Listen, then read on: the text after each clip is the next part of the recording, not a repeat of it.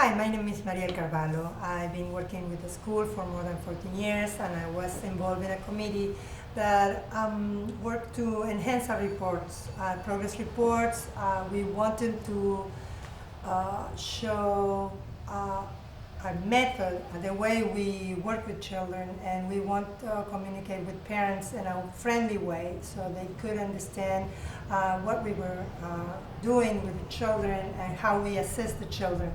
We want the report to be something that could express Montessori philosophy, and we want the children to be part of these reports in terms of our anecdotal stories. We want the parents to feel also invited to understand how we apply our method. Well, I've been involved with ever since we changed our progress report because we need to let the parents know also what we do in our classroom as an older toddler classroom.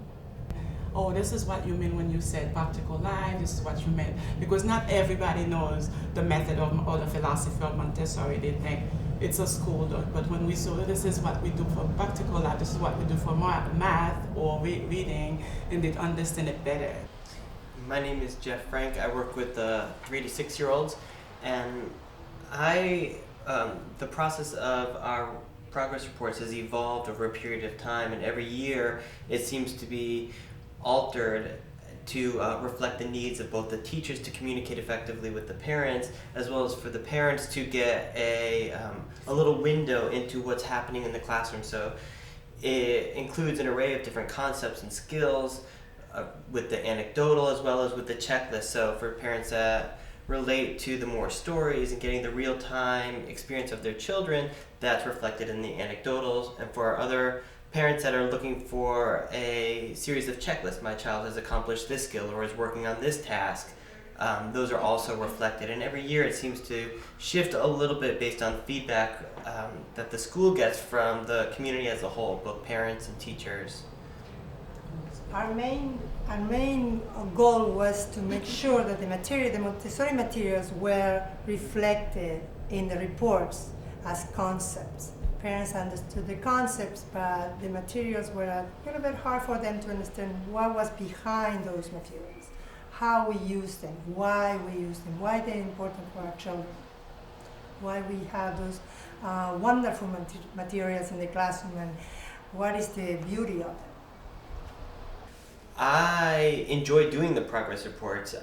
As it's getting closer to the time for our progress reports, I make sure to spend a lot of extra time observing children and taking notes, because I know what I see in the classroom is something that I'll be able to pull from in my reports. And so when I'm writing a report about a child, I want that to really reflect that child. So when a parent reads it, they know that yes, this is my child. This isn't just a generic story about my child, but this really captures the essence of who that child is, both as a student as well as just a child being in a classroom in a social community.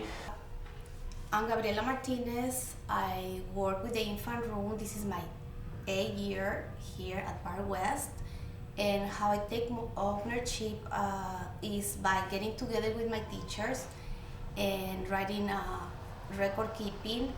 And also what we do, we try to talk about each child like once a week. We all get together. And if one of my assistants sees something different, and if a child is reaching a milestone, we write it on the book record keeping. And also another thing that we do is a lot of observation, because in the infant room is everything about observation. I take ownership of these reports because they are unique for our school. We created this progress report to reflect the way we do it in our classrooms. That's the way I feel like when we write these reports, we know what we're looking at and what we want to write about the child. The way I use the report during conferences is it provides a framework for the conversation, for what we're talking about. And the checklist provides a rubric so we can address where the child is in September, and see, are they working independently, where they are in their development, and we can measure that from September through in the winter time, and then again follow up in the spring. So having this framework to build our conversation during our conferences is very helpful, both for the parents. We both come in having a sense of what we're going to talk about, and if there are any concerns or areas that we don't see developing, or areas that we see maybe where the child is regressing for whatever reason. This provides us, it shares with us, shares with the parents our observations, so we can talk about it productively and have a format to work within. Well, the feedback that I get from parents is a very positive, because they don't expect to get progress report at this young age. And then when they get it, they're really happy, because they can get to know really their child, because most of the time we are the one who spend 10 hours with them. And also some of them, there are like first time parents. For example, they just feel like a baby just going to sleep and eat, and that's it. That's the way they really, really feel. And with the progress report, it really helps them to understand their children more, and what we do in the classroom with them, especially what we do in the classroom with the babies. The feedback that I get from parents is, first I hear a lot of appreciation for the time that the teachers take in filling out the reports. And then a lot of parents want to talk more about things that we see in the classroom that they don't always see at home, like you were saying, Eve. But also, it gives us an opportunity to be like, oh yeah, so we do see this, these consistencies between school and home. And parents, I feel like, really appreciate and understand the amount of attention that we give to each child, and being able to reflect that, because I hear all the time, wow, that's my child. You really captured my child. Yeah, exactly. And so I think that's refreshing as a teacher to hear, because that's the validation. Wow, okay, we're doing our job, and being able to match what that parent sees in their own child. I get a lot of positive feedback. As I mentioned before, the anecdotal has tremendous value to me. So as I was filling out my progress report yesterday on one child, I reached the bottom of that box, and then I had to start cutting out anecdotal things and start to make, I feel like the family would really value this story about their child. And so I can't always include it. The checklists, to me, as a teacher, are good just to monitor the milestones and to come back to some of these key points of where is the child developing, what are they accomplishing, and how are they progressing and moving forward to communicate with the parent. But the richest part for me is that narrative, both in writing it as well as in reading it, because I love it. So I'd love more time for that. More space. More space, yes. My name is Colina Young. I've been at Twin Parks for over 19 years. I work with the toddlers. When I first started here, when we do reports, we basically do it in a paragraph. And a couple years later, we changed it to having maybe 7 different sections, which we have, for example, social, emotional, cognitive, self-care, language, and then later on we moved on to just having a checklist and having a paragraph, and then we broadened it a little bit more by adding more to the checklist and just having a bigger paragraph explaining about the child. And we continue to review it as the year go on and keep changing to make it more readable for the parents and understanding for the parents and also for us. My name is Veronica Soto. I've been here a total of about 10 years. I work with the younger toddlers. My involvement started when we did the accreditation. That's when I was in one of the committees to kind of review what we were looking at. Part of it was that for the younger tots, we needed a more kind of defined description of what they were able to do. So we were looking at the different wordings and how it was applied. But also, one part that is we were looking at, part of their personality would be part of the report also. and also make it clear for ourselves as well as parents. But that they didn't need to be walked through, that they were able just to read it and understand it very well. My name is Lee Brady. I work with the early childhood students, preschoolers, and this is my 8th year at Riverside. And I would say my involvement with reports most recently has really been going through and refining the skills checklists, and particularly looking at how things are worded.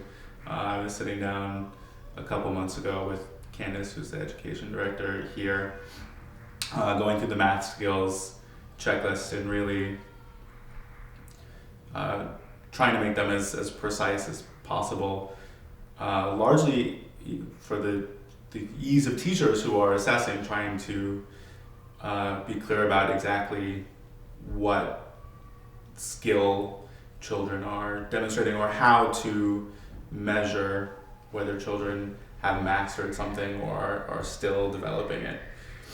I think what started off the whole process was there was a skill about word problems, understanding word problems in the math skills area. And the original wording was has knowledge of word problems, and that was really striking us as too vague. So we were trying to get into what is the skill when children are working with word problems. What is it able to solve word problems, or is it able to decode word problems, and just playing around with all of those words until you really find just the one you want. Something that I really enjoy about the new format with the rubric of different developmental skills is that it really frees you up in the long form section, the paragraph, to really focus on who this child is as a student, what is their personality, because you know that if parents have questions about specific developmental levels or benchmarks, that they can find that in the rubric, and so you're free to spend more time on the things that are really unique about the child and really special, rather than packing in a laundry list of just what they can do academically. I use the progress report as a guide. When I meet with my team, we actually go through each individual questions, and one of us would read it and then we'll answer it. We have times that we have a disagreement. When we do have that disagreement, what we do is we go back to the drawing board and we observe that child again. And then we come back and meet, and then we decide, okay, well, I have seen that John is, using a pencil grip, or is using more words, more language, and then we put that all in a report. On my team this year, and really I think every year that I've been here, we at report time we divide the class amongst us, so that we're each the primary writer or point person for a certain subsection of the class, and we'll, using our own notes and each other's notes, we'll go through the rubric and fill it out and work on the long form summary. And then we bring the completed reports together and sort of workshop them together and read each other's assessments and debate. And there is actually a significant amount of debate where we say, this child resolves social conflicts independently the majority of the time, and someone says, you must be crazy the majority of the time, not even half the time. And it does really help those. It's natural that there are those children that you sort of tend to view with your rose-colored glasses at times. But again, because the rubric is so specific with different skills, although you are all taking notes and you are comparing observations throughout the year, at that particular time of the year, or several times of the year as you're doing these progress report assessments, you can really sort of focus on the micro skills and things that it reminds you of things that you realize you haven't looked for in a while, or things that you didn't realize that you and your colleagues were not particularly on the same page. My understanding is part of the move towards the rubric originally, rather than the more open-ended long-form reports, was that parents were really looking for more specific information regarding skills or benchmarks, and that they were finding that in the long written forms, things were getting missed, or they felt that not necessarily all bases were being covered. So, as I mentioned before, often during conference time, parents are really looking to see from one semester to another or 1 year to another. They're comparing those reports that they've gotten and looking really for the areas of growth. And I think parents really, the meat of the report is still the long form. No parent has ever thanked me for a really beautifully filled out rubric, but parents have thanked me for a really beautifully written long form describing their child. But in terms of structuring the meeting, it helps parents to be able to look and say,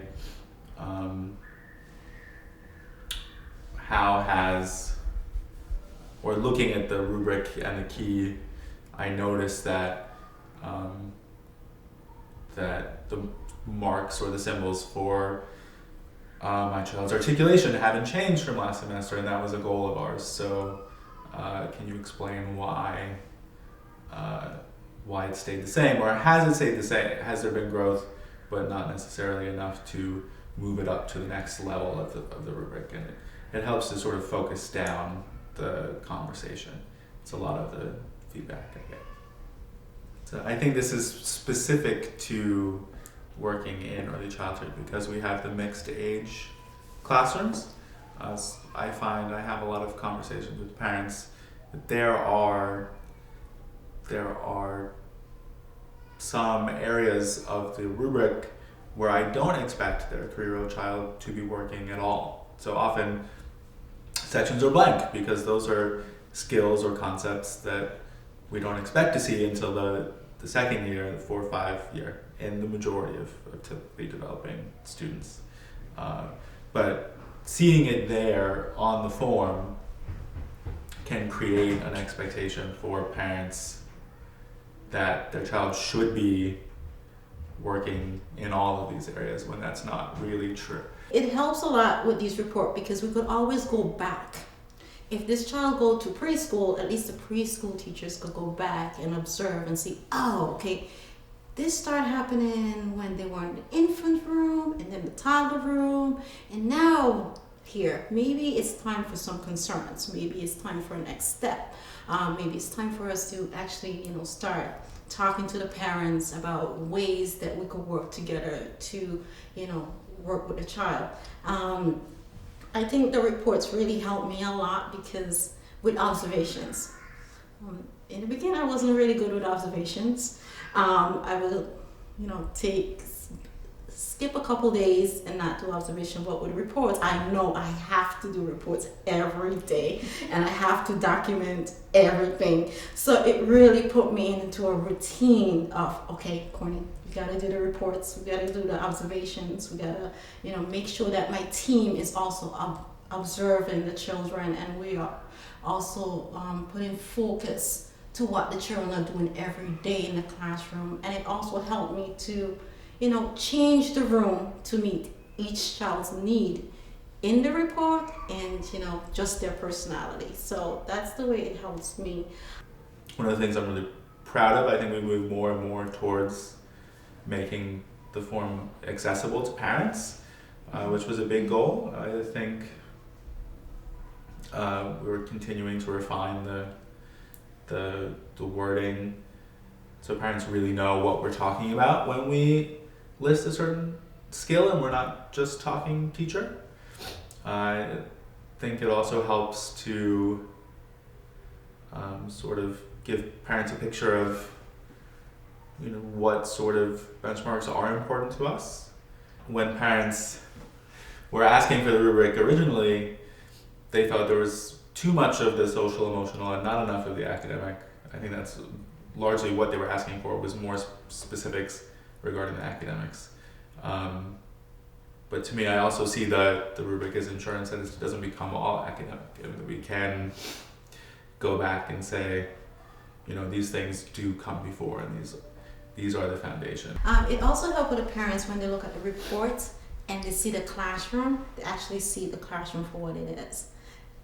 The work in the classroom do help my child reach a goal, and there's a purpose for it.